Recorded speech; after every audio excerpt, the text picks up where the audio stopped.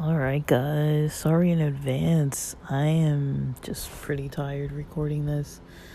Not tired of recording, just, it's a Monday and, I'm easing into the week, and instead of a slow, steady start, it has been a 0 to 100, instantaneous, just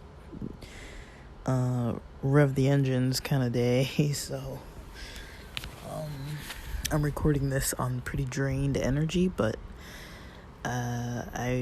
it's my preference to get things out, I guess, earlier, while they're still fresh in my mind, so that they're more fresh ideas versus sitting on it for days and days and days and polishing it out.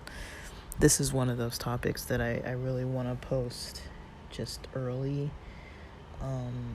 especially because lately I haven't really talked too much specifically about gender related topics, and this is definitely one that I'm pretty passionate about, but I also think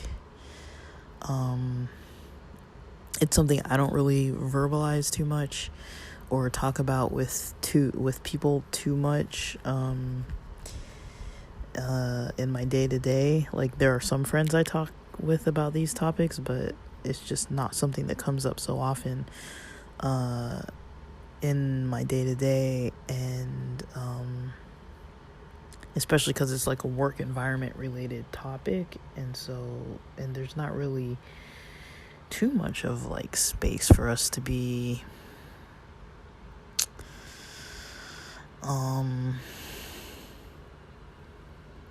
talking about it. So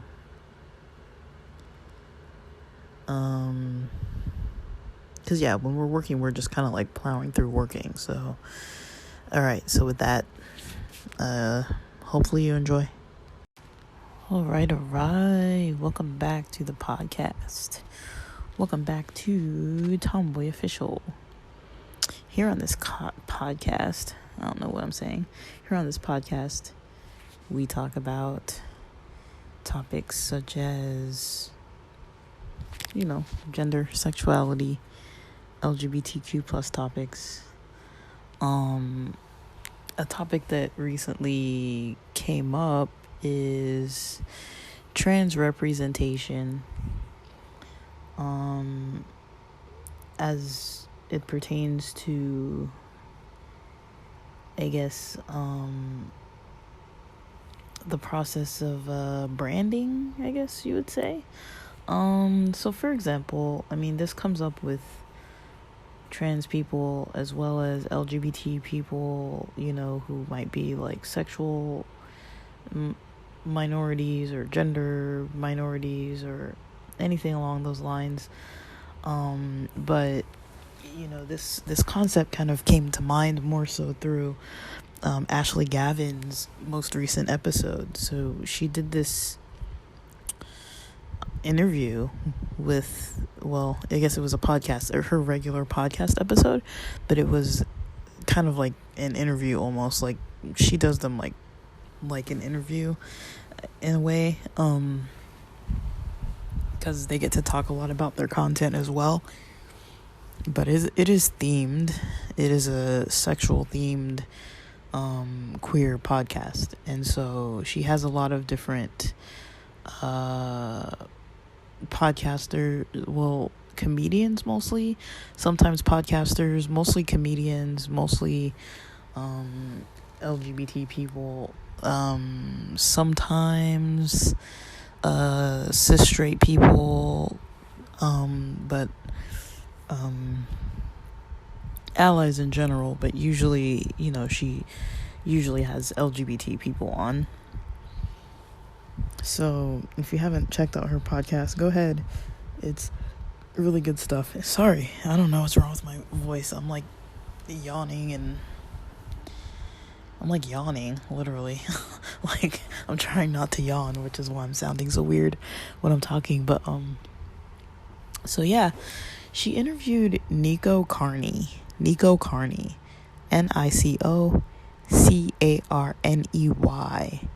So, Nico Carney is a trans male, and pronouns he, him, and he was recently on her podcast, and I found it interesting, that, a lot of times when talking about maybe like trans content creators or trans people in general, a lot of times maybe we don't focus on business.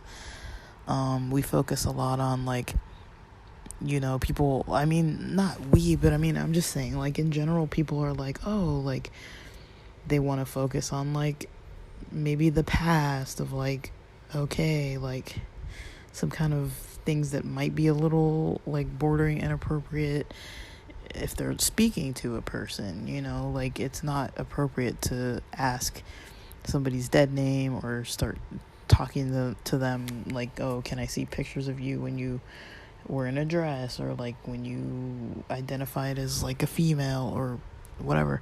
I mean, unless somebody wants to really talk about that information, it's not really a question for others to be asking, really. I'm not saying Ashley Gavin did this or anything. I'm just saying, like, that's something that I guess as a disclaimer, I feel like I need to put it out there, just because a lot of times when people aren't familiar with certain populations of people, they just start asking all kind of questions. And one thing I notice about, being an LGBT person myself, sometimes people don't know what to ask, and they're just kind of like, oh, like, how do I talk to you about this? Like, how do we continue talking about, like, updates about your dating life, or updates about, whatever. But it seems like people really want to know about relationships and sexuality and stuff like that, almost more so than they do with, like, cis straight people. I've really noticed that. Like, my straight friends, when they first introduce to people or, like, meet people aren't really talking about, like, oh, are you married? Are you gonna get married? If you get married, are you gonna have a kid? Are you gonna have a biological child? Are you gonna, like, adopt? And, like, like, are you seeing anybody right now? Like, what's their gender? Like, what, like, I feel like those types of questions come up a lot more for LGBT people, like, kind of before people even want to kind of know about you. And for trans people, there are more added layers, and I would say, and for non-binary people too. But I think for trans people, people start asking questions about, like I was saying, like, about, like, a dead name, or about, like, what somebody might have looked like when they identified as female or pre-transition. And, sometimes people are on the internet and they'll share their transition, or you'll see, like, different content of them when they were previously in a different identity. Like, they maybe hadn't come out yet, or maybe they weren't aware themselves of their gender identity, or hadn't come into it yet, and then they come into it, and then it might have been, like, a person who was a cis lesbian female who comes out as a trans heterosexual male, or a trans queer male, or a trans gay male, or whatever identity that they come out as. And there's usually a process between that of, like, someone realizing things about themselves, or, like, coming into that part of themselves, that they're now, this is, these are their labels. This is how they identify. This is, how they prefer others to, speak to them or treat them, or, places where they're more comfortable, and like, where's the dysphoria coming from, in society and things like that. But then comes up this topic of, if you're a professional and you have your own professional brand. So this can be anybody at all, from work, from a work setting of like, maybe you do data entry for a temp agency, or maybe you do Facebook and other like Instagram and social media posts for a startup, or maybe you yourself are a content creator, or in this case of the specific example, like Nico Carney, a comedian, or maybe you're a model, on Instagram, or maybe you're an actor, right? So you can see, like, people might be in the public eye in a different way, and when you follow a lot of content of certain people, you'll see it come up too. Like, I know one of the very famous YouTubers who previously, comedians, but I learned about this person through YouTube. One of the famous comedians that I came across on YouTube earlier on, that identified as a white lesbian female, and their brand was Rhea Butcher. And I came across Butcher when I was first introduced to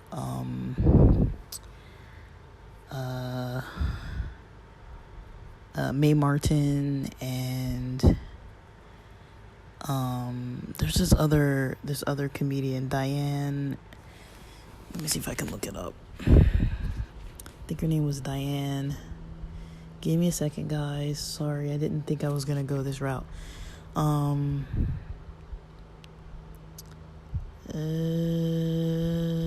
me see. Oh my gosh, I can't spell. It's not helping. If I look up queer comedy, Diane, maybe it was Diana.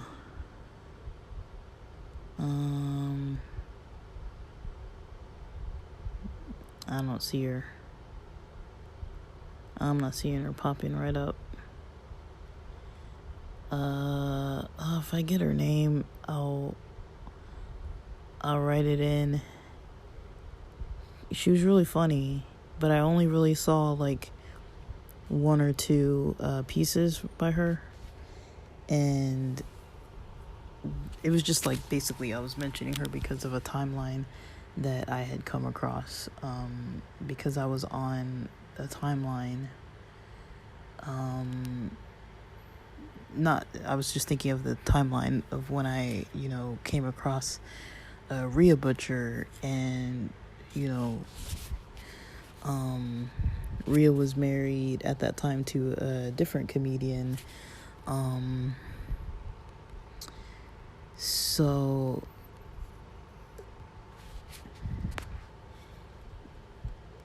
yeah, so I'm trying to I'm pausing because I'm like scrolling through YouTube at the moment.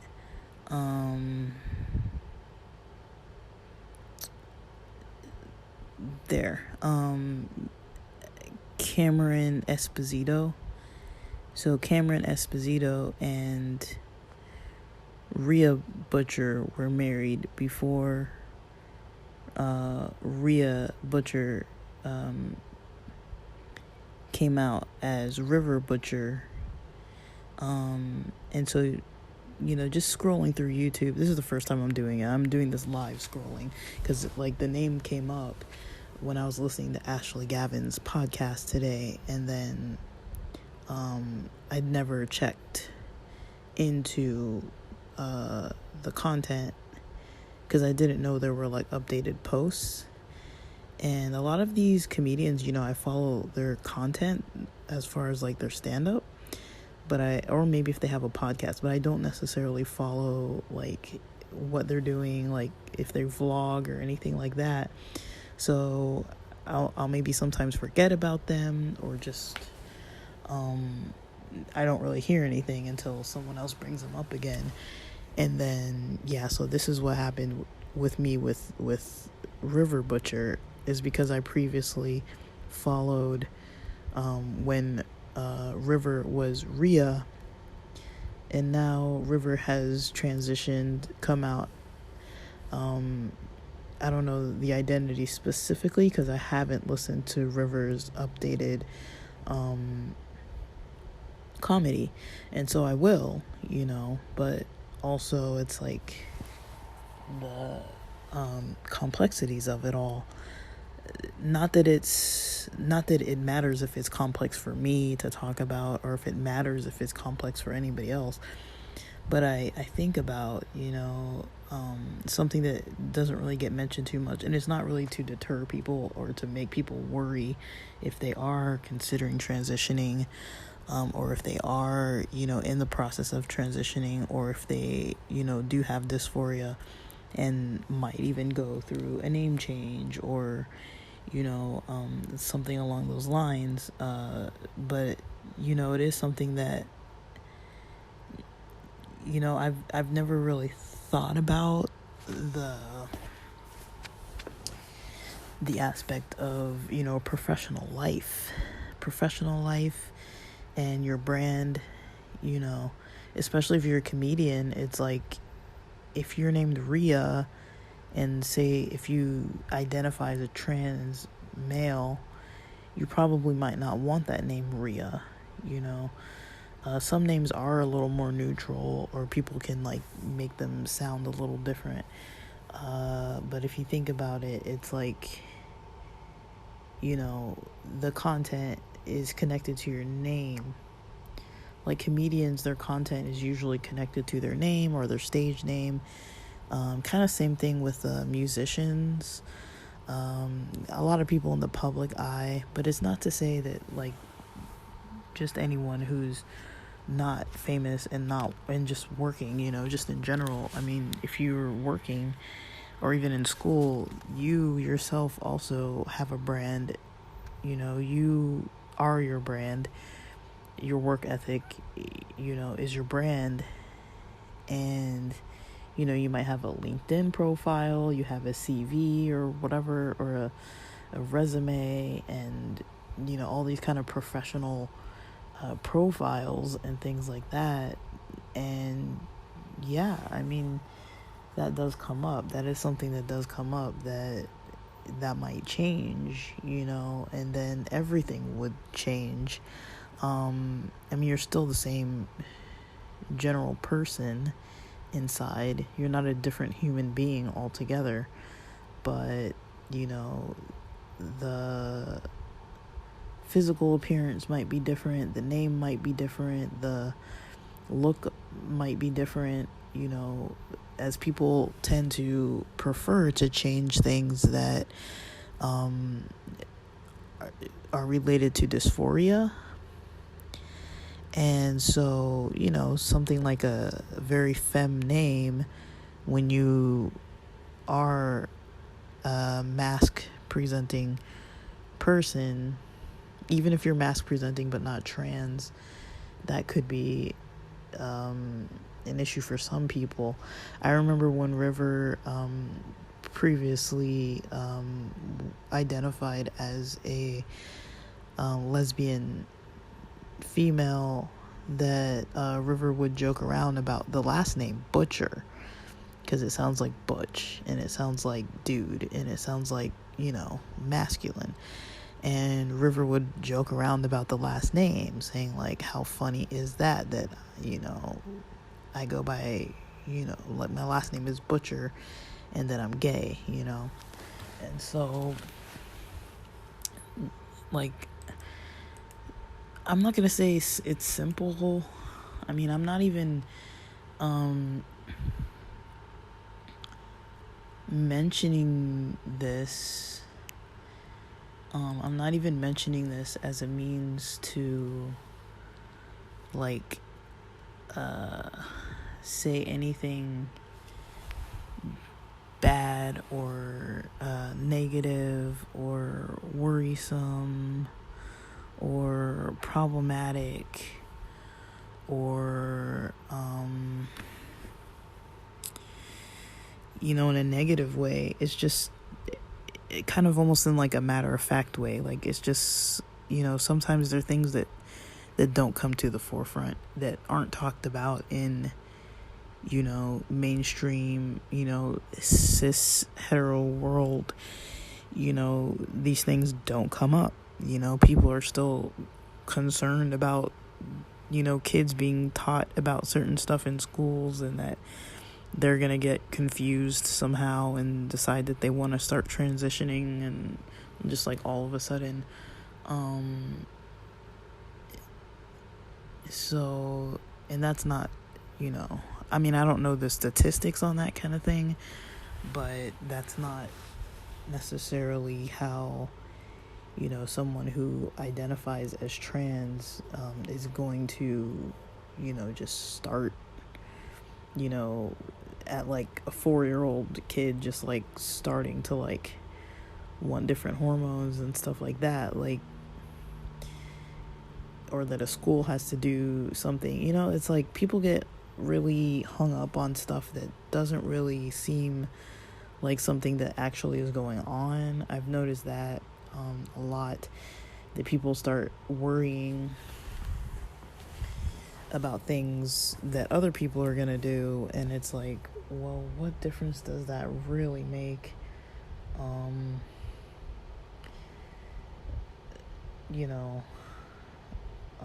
What difference does that really make in my life, in the life of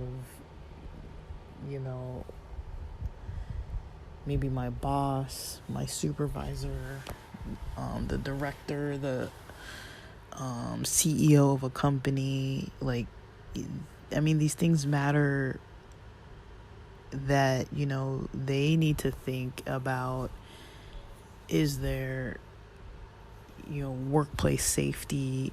Are there protocols in place for people who are non-binary or trans? Or is there a protocol in place for if you transition, or if you are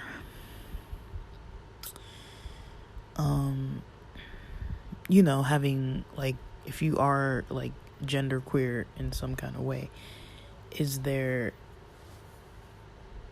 something that your workplace either does do or does not do?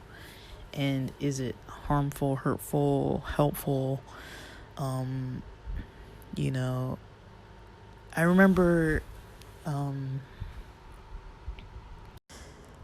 alright guys, so I previously had this experience at work. This was in 2020, and I think I talked about this before. So it was in 2020, sometime between the months of, I don't know when, but I think it was during Pride Month, during June of 2020, I think. And I remember still being in the office, physically at that point, because I was still in my 90-day probationary training period,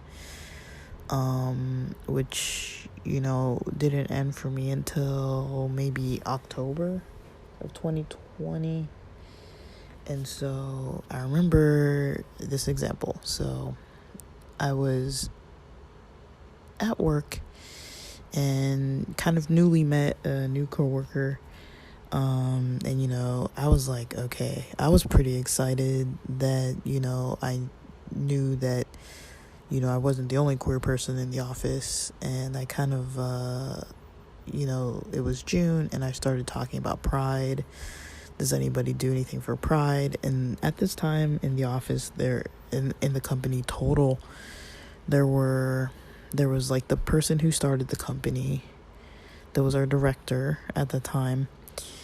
There was a manager at the time, and then there was one team of staff, and that was a team of 2, and then I was the first person on this next team of staff. So I was the first person, and then shortly after, a queer female started after I did. So myself, I was brand new. I had previously worked with the person who started the company, not to start the company at all, but I'd worked under her at a separate site. And the manager and the person on my team and the guy on the other team that was not my team, those 3 all knew each other from a previous site. And then there was one other person who was on the other team that I did not know, but that was the full staff right there. That was the full entire staff, other than like people who just worked for the company, like IT and general stuff like that. Like, that was the full staff body. And so I don't remember how long into working, but I do remember in June of 2020 starting to talk about topics like pride and gender and just different kind of deeper topics, and I was kind of excited because I was like, okay, so new job, new place, few people, and the one person on the other team, they did identify that they're gay, and I don't know how it came up, but they just like casually mentioned it one day as part of something they were saying. And then I was kind of like putting out feelers, like, is there anybody else? Kind of like, that was kind of like why I kind of started mentioning Pride, like, hey, like, what do you guys usually do for Pride? And I think that year there was no Pride Festival in San Diego. I don't think there was one the following year either in 2021. 2022 was the first time the Pride Festival came back around. And so 2020 there was no Pride Festival. And so I was kind of like, what do you guys usually do? Do people usually do things? And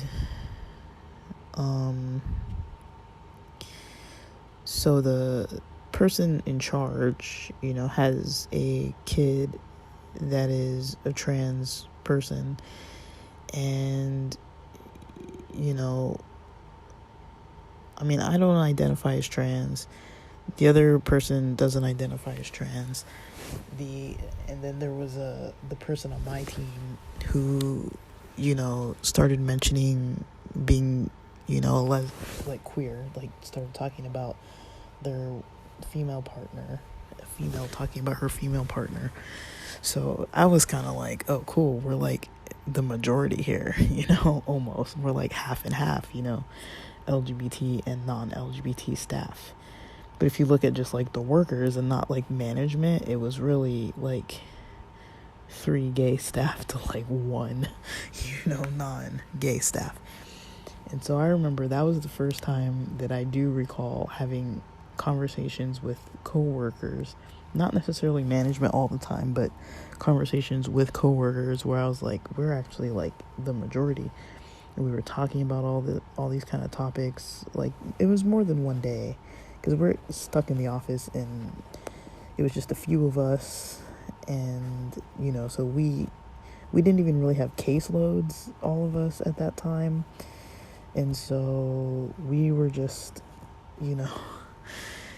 like still training and stuff, and so we had a lot of time to talk. We didn't really have calls coming in or whatever. We'd take breaks and just like chat.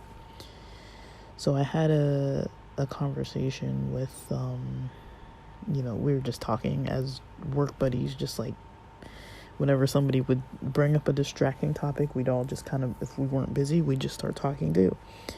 And so we were just discussing things with each other, and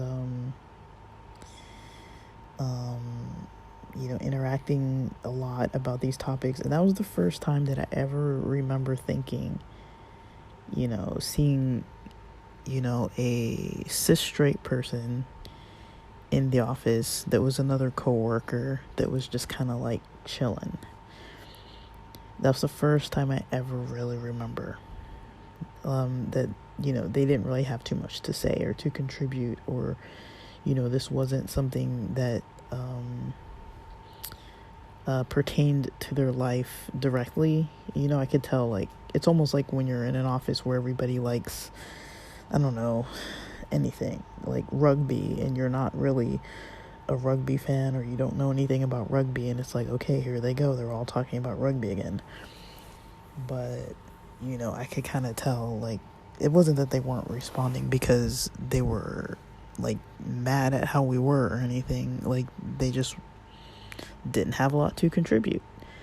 And usually I'm like, okay, that's usually how it is for me. Usually I'm in an office and people like might know, they might know I'm an LGBT person. Like, the close friends I've had at work, they do know. But also at work, they know, like, not to really bring it up and mention, like, how was your date? How was this person you've been seeing, or whatever? Like, they don't really talk to me directly about it at work. So usually when topics like that start coming up with dating and stuff, usually I would be the one who's like sitting there like quiet, not really answering, not really knowing what to say, not really wanting to like reveal too much, depending who was in the room. And then even if certain people I didn't trust weren't really in the room, it would still make a little bit of a difference, because I would be thinking, like, what if somebody hears over on the other side of the hall, or like, whatever, like all those kind of questions that are just kind of like when you're not fully out. Like, I wasn't really like concerned about people finding out necessarily, because I did tell like a lot of people, but I just was not too comfortable with, if I don't hang out with you outside of work, then I'm not really going to be talking to you about my dating life during work, because I had never really professionally navigated how that looks. And mind you, the places I've worked for are very, very, very, very open-minded, and I still have not been able to, at that first site, not this site that I was talking about with June 2020. That's still my current site, but I'm just talking about the fact that, before that time, before June of 2020, I had only been like pretty quiet about things. And even though I knew a lot and people kind of knew what I was doing and stuff mostly, and they were very respectful and never really said anything. There was only really one person who was ever somewhat problematic, and that person, I remember they would always be like, you're so secretive, and they would say it like in this weird way, and they'd always be saying it like when there's groups of people around, and like it kind of made me uncomfortable being around them, honestly. And like, but I would kind of just say like, I'm not secretive, I just keep my personal life outside of work. Like, I'll talk to you about like generally that I went hiking on the weekend or something, but I'm not going to tell you if I went to a gay club. Like, that's like a whole different conversation, And so I saw that person a couple times at different friends' parties, work friends' parties, outside of work. And I kind of started realizing how that person was. And I remember even once where, they kind of didn't corner me, but I walked in and it was that person and then another person who I hang out with regularly, who's a good friend, who, the problematic person was like, oh, are you dating anyone? Are you on any dating apps? And I was like, yeah. And then they're like, which ones? And I was like, probably not any of the ones that you're on, and then fast forward even to 2022, I had a couple awkward experiences with that person. They ended up getting licensed, and good for them. And so a lot of my friends, when they get licensed, they'll put up an Instagram with their license profile, and they'll request me to add them, and so I'll add them usually. And then she was one of those people who did that too. When she got licensed, she had a professional profile, and she requested to follow, and I was like, cool. And then I can't remember why, but I think I went through my Instagram and I was like, there's some stuff I posted. I can't remember what it was. It might have been either the concert stuff or the snowboard stuff or whatever, where I was kind of like, do I really want everybody, connected to this?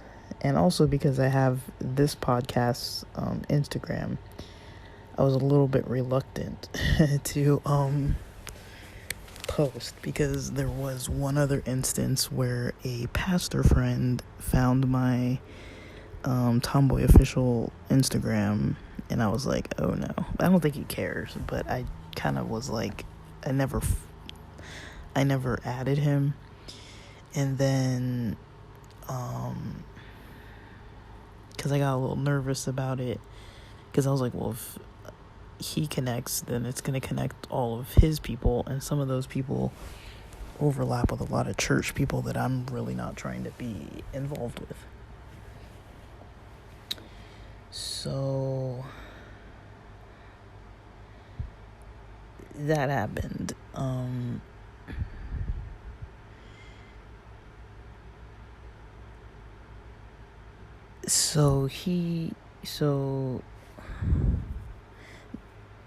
Well, it wasn't a he.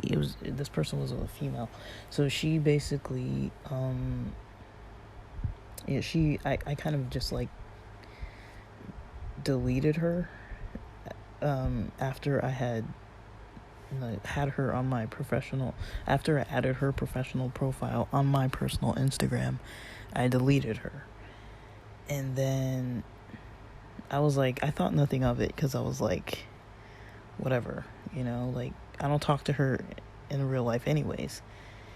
And then within a day or two, I checked back and I saw that she was back on there requesting the follow. And I was like, that's weird, because that timing is kind of spooky. That means that she is checking on my stuff. She's checking, and noticed that I deleted her. And I think she had a personal profile too that maybe I deleted. And I thought it was weird. I think I noticed it 1 or 2 days later, but she may have actually requested to follow the day of. And the thing that makes it weird, guys, is because I don't really post on Instagram that much. I only barely started posting if I go to a concert or if I go snowboarding, and otherwise I don't post even weekly, even monthly. And so for someone to notice that I deleted them, I mean, how the heck are they even gonna notice? Unless their professional profile just didn't have a lot of people on there. And so I thought that was weird. And then maybe sometime before August, of 2022, the same person sent me some weird text that was like, I'm at, blah, blah, blah. Like, I don't know where it was. It was like something. And then I sent back like 3 question marks, like, huh? Like, kind of like, why is she texting me? Like, she never texts me. I don't even know who she is. Like, I mean, I do know who she is, but I was like, I don't even like talk to her. So like, why the heck is she texting me? Because texting is kind of like a more personal thing. It's like, you don't just like text somebody that you haven't talked to for like, I don't know, 3-4 years. And we never hung out outside of those couple work parties. We never really hung out individually, and I had invited her out with me, with other friends that were co-workers, with other friends of mine. I had invited her out so many times before, though I was like, okay, well, she doesn't even want to hang out, so why the heck is she like acting so like trying to be involved? Like, for me, I'm like, if you're gonna be involved in knowing about my life, then you kind of have to be involved in my life. Otherwise, unless you come across the podcast, you're not really gonna know too much about what I'm doing. And so, yeah, I don't just have everybody on my Instagram like that, and I don't just post every single thing that, like, every time I'm out to dinner or every time I'm out somewhere, I don't just like post it. And so, I only barely started checking it more recently, and it's because a friend of mine goes to concerts a lot, so I like to check their content, and because of other Instagram influencers and stuff, I really like their stuff, so I've really gotten a little weekend addicted to Instagram. And that's very recent. That's like within this month of September. That wasn't really going on too much before. Like, I would go days without checking my Instagram before. And so, yeah, I always found it weird. Just how she texted me like that out of the blue. And then, I asked those question marks, and she's like, this is so-and-so. I'm at blah, blah, blah, blah. And I was like, I don't know where that is. Like, I looked it up even. I Googled it, and I couldn't find it, or Yelp or whatever, like somewhere in San Diego. And I wasn't even in San Diego when she texted me, but I was mentioning that, like, I don't even know where it is, And she told me who she was. I was like, in my head, I'm like, I know who you are. Like, I have your name and number saved in my phone, because I previously used to text her and invite her out to hang out with me and some other people, because I was just like that. If I knew that there were people at work who kind of wanted to like hang out, I would usually not mind inviting them out. And she seemed like she wanted to get to know me, so I was kind of confused why she didn't really want to hang out. That to me was always like a weird thing, where I'm like, okay, like, that kind of made me decide, I'm just going to keep it strictly professional, just work only, because when I'm at work, I have a professional kind of way that I prefer to do things. And that does not include me talking about bars and clubs and dates and parties and all that kind of stuff. I talk about other topics, like maybe sports or just like general athletic things, or if I'm visiting family or friends. But, I don't really talk about all the other stuff. So, I found that weird. And I think I blocked her phone number. I mean, she wasn't like too inappropriate. I wouldn't say, like, she wasn't bullying me. She wasn't like being too inappropriate, but she was kind of nosy. I'll put it that way. Like, she always was kind of asking me, when we did work together before 2020, she was always kind of asking me a lot of questions about like stuff that's like, why would you even ask me that? We don't even talk, like, we're not friends, we don't talk. Like, I don't even text you like for fun. Like, we don't interact outside of work, so like, why would you need to know certain stuff about me, kind of stuff, and then so there's that. And then there was, so that was probably one of the weirder experiences I'd had at work. But, when I fast forward to like 2020, when there was that small work group before the company had grown to the size it is now, it was still a growing new company, and I was there when it was pretty new. Like I mentioned, being the first one on that other team, on the second team that was developing. And then, so there were 3 LGBT people, myself being one of them, and one other colleague that was non-LGBT, and then 2 management staff that were not LGBT, but one of them had an LGBT child that did come into the office a couple times, and I was kind of like pretty, like, I hope this kid, like, not like that they're interested in me, not like that, but I was just like, I hope they see kind of the diversity of the staff that's here, and they can look at me and see how I dress and see how I am and just be like, this is who your mom hires for her company, It's like half a queer staff, you know what I mean? So I was kind of like, that kind of gave me hope, and then, so yeah, basically that was the first time that I remember there being a coworker who was kind of maybe left out of the relationship conversation. I mean, she was a minority as in being a female, but, she wasn't an LGBT minority. She wasn't an ethnic minority, and, in some cases still did have like a form of privilege on some end. And so, I do often wonder what that's like for certain people. But also, that was kind of the climate of 2020. A lot of people were, having those experiences for the first time in the workplace, or just in general. I did, witness a lot of people having experiences that they had never had before. Something a little off topic, such as like, the Caucasian management staff, in our whole company having like Zoom meetings about white privilege, and the majority of them were Caucasian. And I overheard some of these conversations because, the owner of the company would be in their office just like on Zoom with those speakers on and like no headphones and stuff.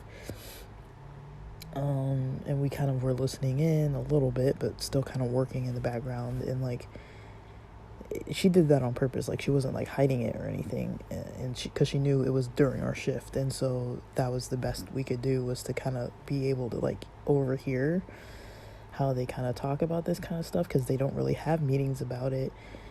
And, they were mostly talking about white privilege and like white people, and they kind of kept it kind of like, okay, how do we support our black staff? How do we support our minority ethnic staff in the workplace during these times when there's,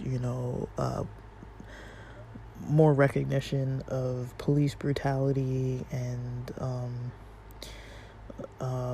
being, with white privilege being brought to the forefront. And they weren't really directly talking about like policies or like how we're gonna hire more ethnic minorities like in higher up positions or anything like that.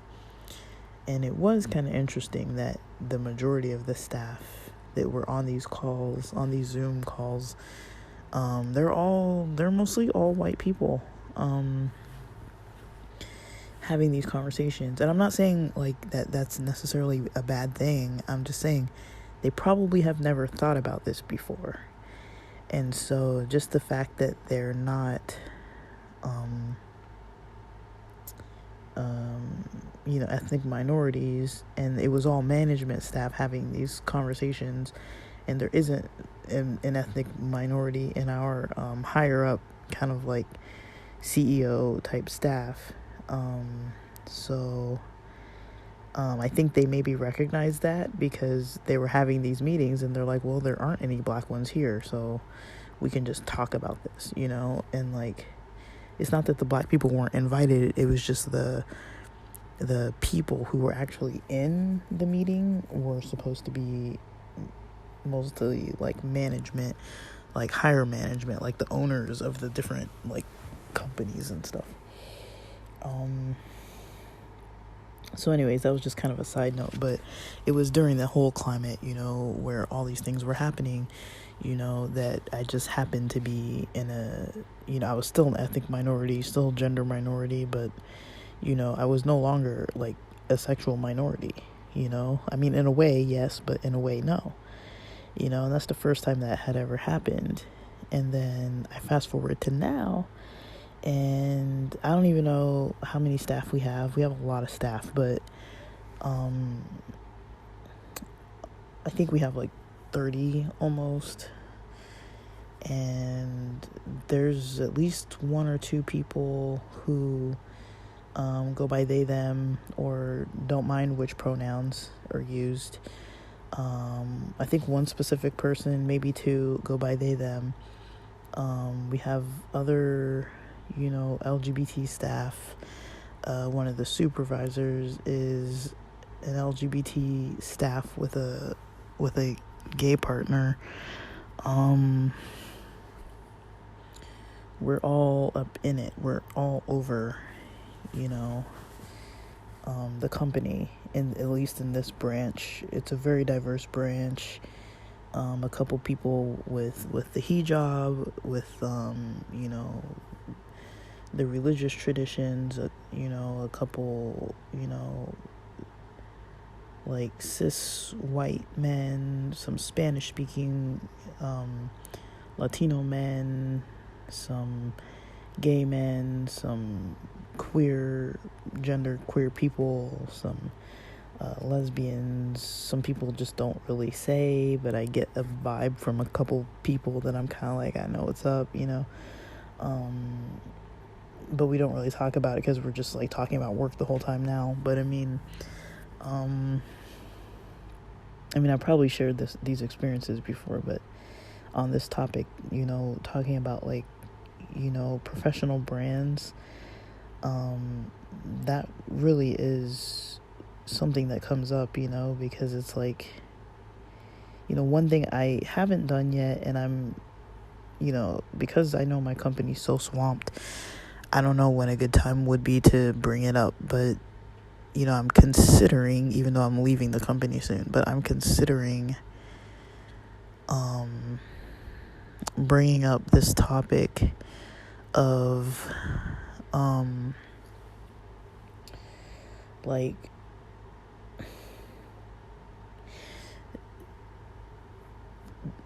the way I would bring it up would be if, because I know we're always hiring. So if I were to refer a friend to work for a company who is in the process of transitioning, but identifies as one gender now and is in the process of transitioning to a different gender, would that impact their work status, their payment, their, everything? Like, what would be impacted by that? Would something be impacted? So that's something that I get curious on. That's something I'd like to know. And this conversation wasn't really brought up exactly this way, but I just know that one time in, like, during 2020, during those conversations we were having, I just remember that time period because we were all physically in the office. That's the only time we were all physically there with this specific boss still being our boss. And, the gay male brought up, well, what would be the policy if I were to come into work in drag? And,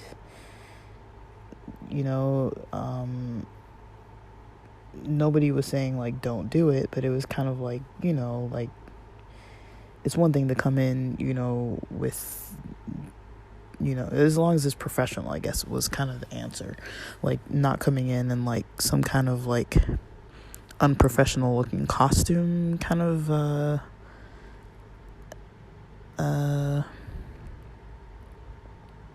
kind of look, like, because drag is a little different than, dressing for, identity reasons, a little bit. Like, I think the difference is the performance and entertainment aspect of drag. A person doesn't really have to be genderqueer or a sexually queer person to be, dressed in drag. Anybody can go into drag, but it does have a lot of queer culture in it, for sure.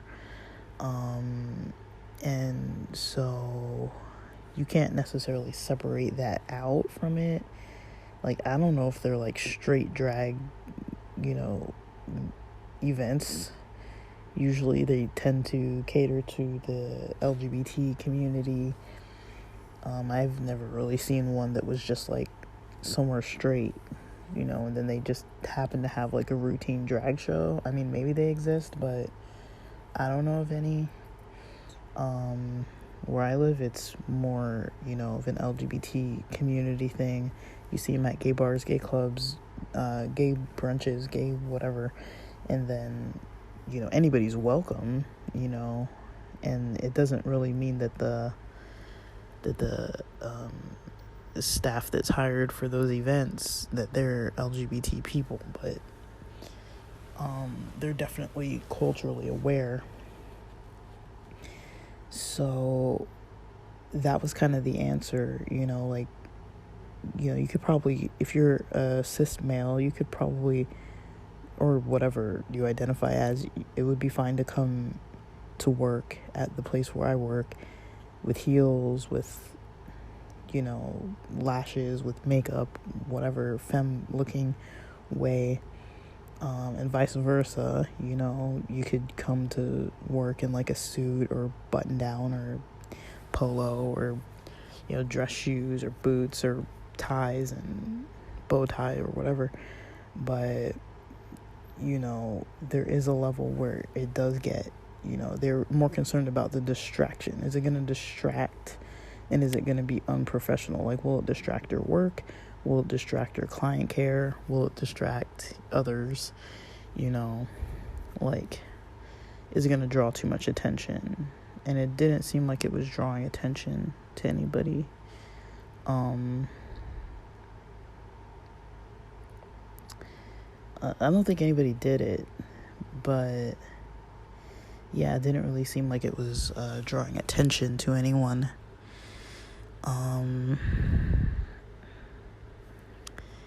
And so that was kind of the overall explanation that we were given as to, is it allowed? Are we allowed? I mean, I have mentioned this before, that I kind of have my own dress code. I wear what I wear. People don't really know what to do with it, but I mean, I feel like my bosses all this time have known me so well that they don't really bat an eye with what I wear. They're never like, oh, like, that's inappropriate, like, they just let me dress in my clothing. They don't really, like, say anything to me about anything like that. I mean, there have been comments to the tune in the work environment before 2020 at my old site, where there was like one or two special days, or maybe it was like one whole week, but I was out for some days and then I came back, and like people were wearing like ties and stuff like that, and I just kind of waltzed in like wearing whatever I wear. And then I remember one of the interns being told, you can wear whatever kind of shoes, but you're not allowed to wear sneakers. But I would wear sneakers, to work. And nobody said anything to me. I didn't even know that was part of the dress code, that you can't wear sneakers. So I would just wear them.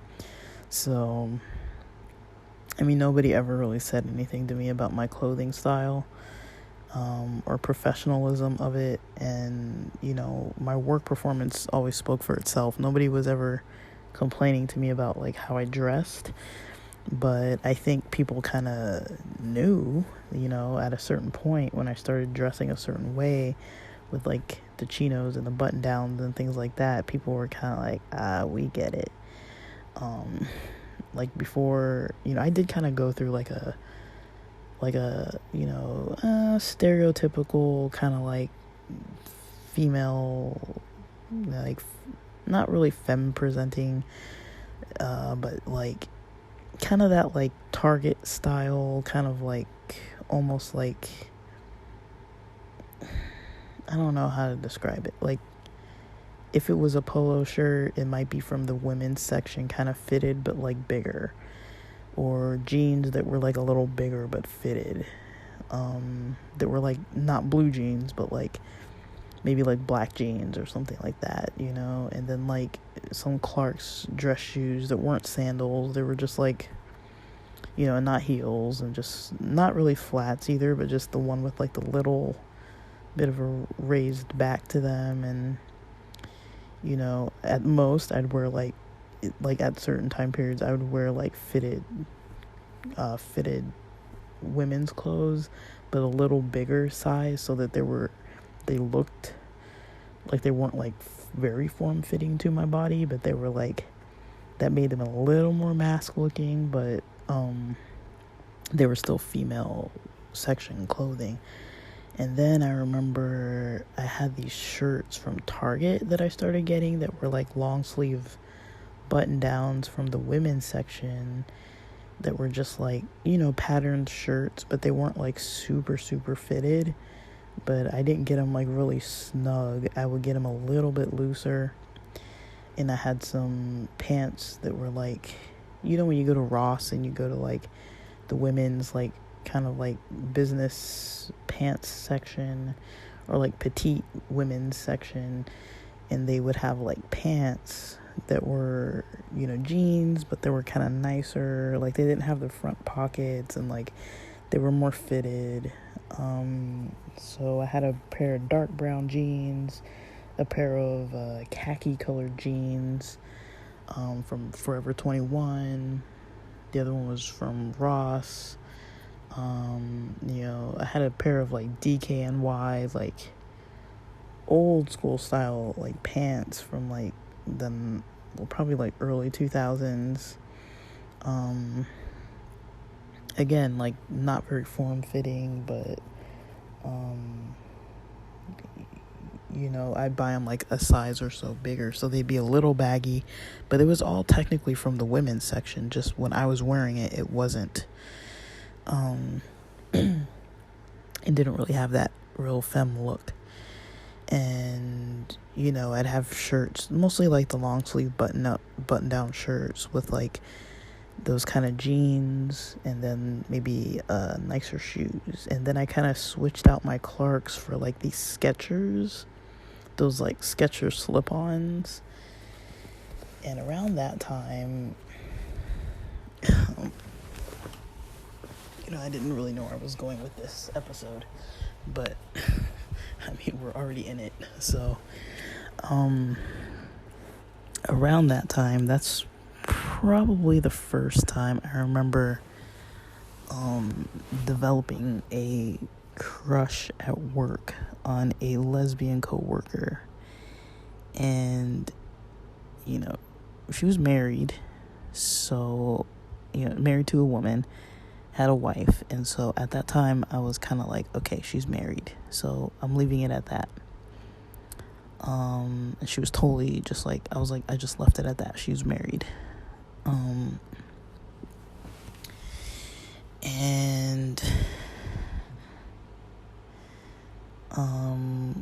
with her being a married gay female, I was kind of like, yeah, I have a crush, but I didn't even, it wasn't even necessarily because she was gay. Like, I would have been attracted to her regardless, just because of the way she was. Like, I'm really into, like, the androgyny, and she was totally, like, short hair, Doc Martens, like, that kind of style, and, like, very openly gay, and, like, would mention it, like, not would mention it, but when we talked about our heritage backgrounds and things like that, or our cultural backgrounds, that's something that she mentioned for her cultural background, and I didn't mention that about myself, but I was just like, dude, yes, yes please. But yeah, I remember I would, like, avoid her. Like, there was a copier in the front of the building and one towards the back, and I used to use the copier that was in the front, even though it was really far away. I didn't really want to use the copier closer to me, because it was really close to her. And so, I was like, oh my gosh. But yeah, she would compliment, like, my shirts and my jeans, and, like,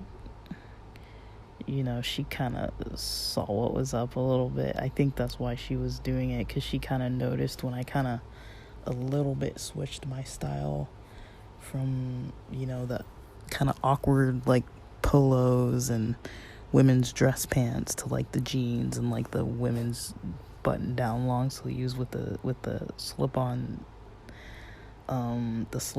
Skechers. I think I had black and white slip-on Skechers. They were kind of like a, like when you the old school TVs, how when you'd have, like, the static, and then the screen would just be like that fuzzy, like, black and white and gray. They were kind of like that color, like black, white, gray, kind of little, like, it basically looked like that kind of fuzz on the TV screen.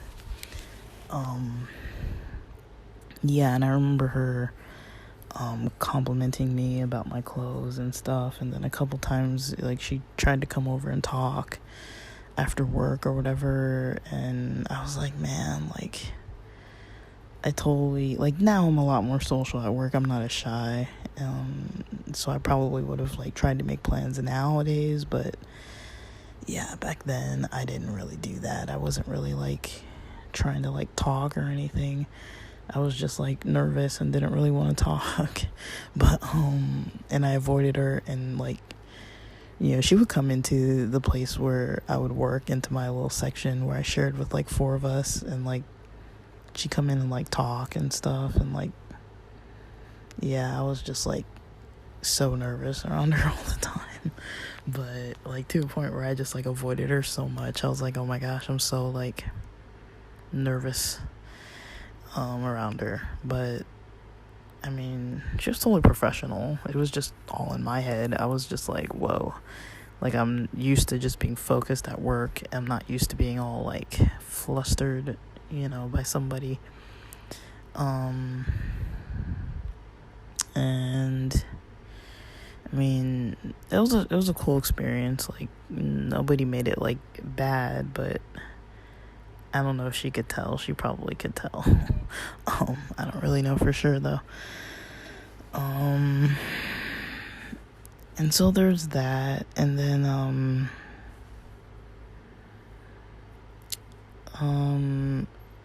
yeah, but yeah, I did have a bit of a clothing transition, and a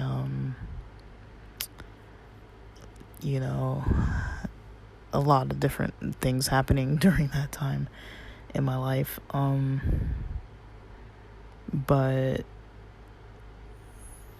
yeah, that was pre-2020, and then 2020, and then now in 2022, yeah, the site that I work at is just very diverse on so many different levels.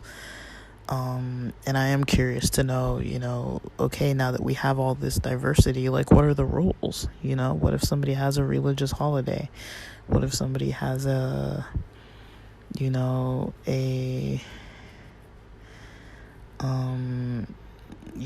If somebody has something related to their gender or whatever it may be, like, what is it that's that the company has as policies in place. Like, I don't really think it's really like my place, but I would just frame it from like, okay, like, I wouldn't mind referring a couple of my friends to apply for the open positions, but what if the friend I refer is not a cis straight person? Like, is that going to be a problem? It just sounds more like something that might be a little personal to be trying to bring up, because it's not even a real scenario. I don't have a friend that is a specific trans friend of mine that's actually trying to apply, but I don't know, I might feel a little awkward asking, honestly, like, about the policies. I feel like I might be feel a little awkward about it, because I wouldn't want them to think that I'm talking about myself, even though there's nothing wrong with that. I still wouldn't want them to assume that, especially because I recently mentioned that, within coming months, I'm trying to transition out of this job, so I don't want to come back up and be like, oh yeah, by the way, like, what if somebody was, wanting to work here and they were having these like gender transitional stages in their life, and then I don't want them to be like, wait, is that where you're leaving? It's like, no, it's not why I'm leaving. It has nothing to do with it. But then coming into a new work setting, I do get a little worried that there might be some phobia of a potential boss that could come up. I mean, this is just a worry in my own mind. Nothing has actually happened yet. But I think to myself, like, what if, my LinkedIn profile doesn't look femme enough? Or what if, when I interview, I don't look femme enough? Or what if I get denied the job because somebody thinks that I'm, confused about my gender, or they don't like people who are kind of like on the androgynous type of look, or they don't like mask presenting females, or they don't like gay people. I mean, like, there's so many different things coming into a new job where it's like, those are things that I know I don't really have to worry about at my current job or at the previous site I was at, because it was still the same company. I never really had to worry about that.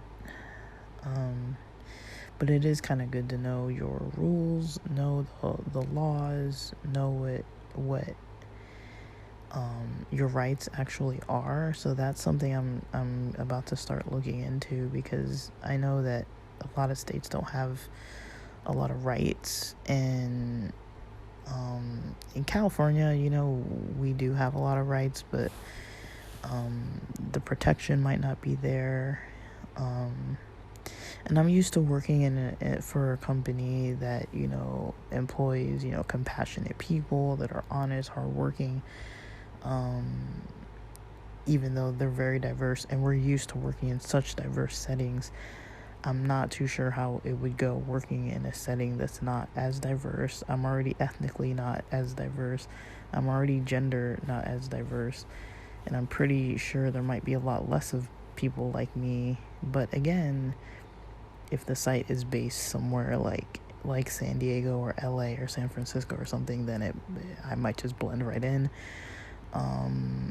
But if it's somewhere like, I don't know, Minnesota or like North Dakota or like, I don't know, Texas, or I don't know where. I'm like making up places I don't really know for sure what their real rules are. Alabama, there are certain places where I'm just like, they don't really seem like they really think about diversity like that.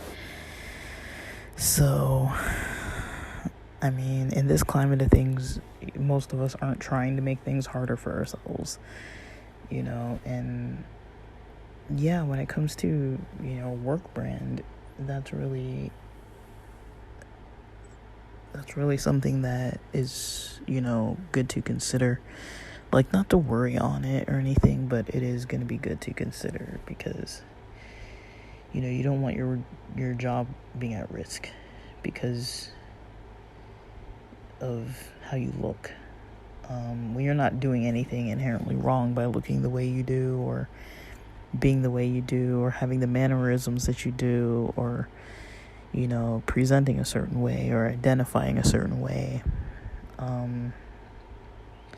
But yeah, I hope that this episode finds you well, and I hope it was helpful, and yeah, I'm just really hoping that I'm going in the right direction with some things that I'm working on right now. It's hard to really know. I've got a lot of moving parts in my life right now, so there's a lot of navigating that newness and upcoming newness and potential newness, and so these are where my questions are coming up, and so I'm sure I'm not the only one, which is why I wanted to post this. But alright guys, with that, yeah, thanks for listening.